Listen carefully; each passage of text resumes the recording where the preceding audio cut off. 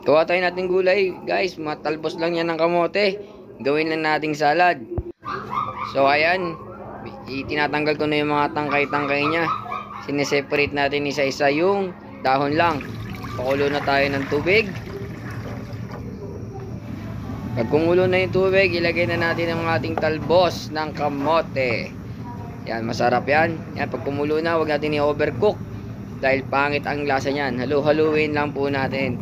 Pag nahalo-halo na at kumulo na, ayan, ready na siya. Haunin na natin ang ating talbos ng kamote.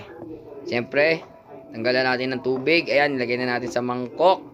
Para matimplahan na natin, lagyan natin ng sibuyas at kamatis. Lagyan natin ng liquid seasoning para pa masarap. At lamanse, pampaasim-asim.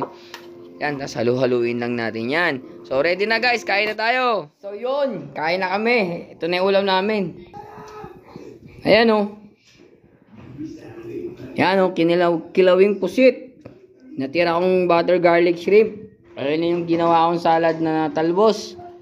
May baboy tayong nilaga. Ayan, iniyaw na tamban.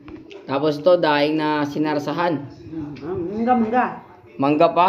Hindi maulam yan eh. Yun. So yun, kain na muna tayo.